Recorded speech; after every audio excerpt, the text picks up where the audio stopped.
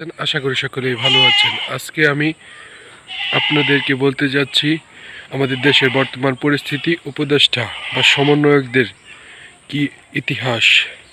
বর্তমানে বাংলাদেশে এমন অত্যাচার চলছে তা আপনারা না দেখলে হয়তো বুঝতেই পারবেন না। তো চলুন দেখে আসা যাক আগে কি ঘটে গেল সমন্বয়কদের ভিডিও। আজকে আপনারা যারা যারা আমার লাইভ দেখেছেন হয়তো তারা বুঝেছেন, এই মুহূর্তে আমি একটা সেফ হাউসে আছি। আমি জানি না আজকে রাতটা আমি বাঁচবো কিনা।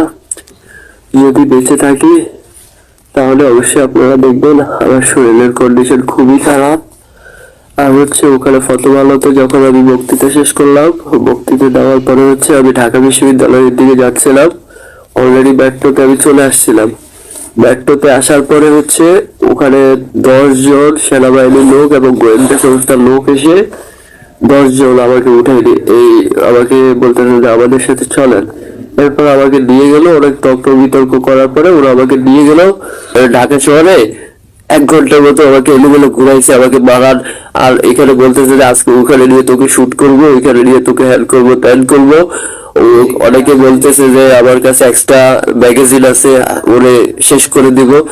ওদের বস ফোন দিছে, ফোন নেওয়ার পরে ঢাকা শহরে ঘোরার পরে আমাকে আমার ফতোয়ালার অফিসে নিয়ে গেল। যখন ফতোয়ালার অফিস থেকে লোকজন সরে গেছে তখন ফতোয়ালার অফিসে ওখানে তারপরও কিছু লোক ছিল, সবাই দেখছে।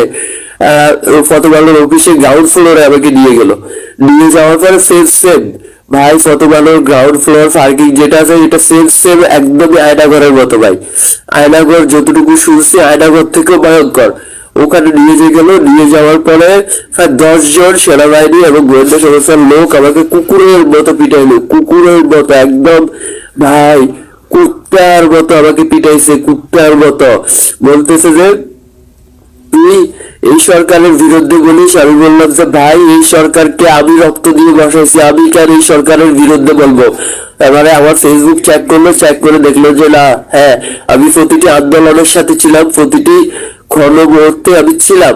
এরপরে আমাকে বলতেছে তাইলে তুই ঠিক আছে আন্দোলন করছিস, এখানে কেন আসছিস? আমি বলছি যে আমি বৈষম্য বিরোধী ছাত্র আন্দোলনের সাথে যুক্ত, যার কারণে বিভিন্ন ন্যায়সঙ্গত যুক্তিক দাবির সাথে আমি একমত পোষণ করার জন্য আসছি। এখানেও আমি একমত পোষণ করার জন্য আসছি।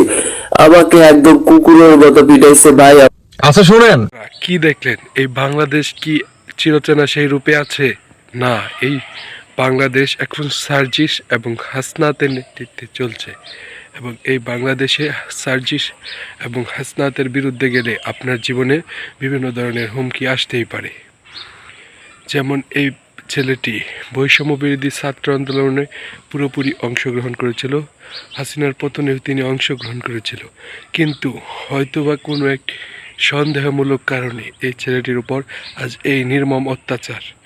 এই বাংলাদেশের আইন, বাংলাদেশের প্রশাসন বিভাগ এমন খারাপ অবস্থা হয়ে দাঁড়িয়েছে যে এই দেশকে সামনের দিকে এগিয়ে নেওয়ার জন্য আমাদের বর্তমান পরিস্থিতির দায়ী হয়ে থাকবে কোনো এক সময় হয়তো মানুষ এই সরকারকে নিয়ে অত্যন্ত সমালোচনা ও অত্যন্ত খারাপ বলবে। না হলে এই ছেলেটি প্রথমে বৈষম্য বিরোধী ছাত্র আন্দোলনে অংশগ্রহণ করেছে, পরবর্তীতে তিনি বিভিন্ন ধরনের রাষ্ট্রীয় আন্দোলন ও কাজে সংযুক্ত ছিল। কিন্তু সার্জিস এবং হাসনাত আবদুল্লার একটি গাড়ি দুর্ঘটনার জন্য তাকে সন্দেহজনকভাবে ধরে নিয়ে বেধড়ক পিটিয়ে জখম করে ফেলে র্যাব ও সেনাবাহিনী। তো আমি বলতে চাই, এখানে তো আওয়ামী লীগকে দোষারোপ করার কোনো ঠিকানা নেই। হাসনাত এবং সার্জিস আলম যখন অ্যাক্সিডেন্ট হয় সেই রাতেই তারা বক্তৃতা দেয় যে এই হামলার মূল উদ্যোক্তা হচ্ছে আওয়ামী লীগ এবং হাসিনা সরকারের সমর্থন গোষ্ঠী। কিন্তু আওয়ামী লীগ যারা এখন পারছে না নিজের জান বাঁচাতে, তারা কিভাবে তার উপর হামলা করবে এটা তো আমার বুঝতেই পারছি না। এবং এটা হতে পারে কোনো একটা সাধারণ অ্যাক্সিডেন্ট, কিন্তু এখানে এতটা বড় করে এটা দেখানো হয়েছে যা বোঝানো যাবে না। তবে মনে করেন দেশের যে কোনো জায়গায়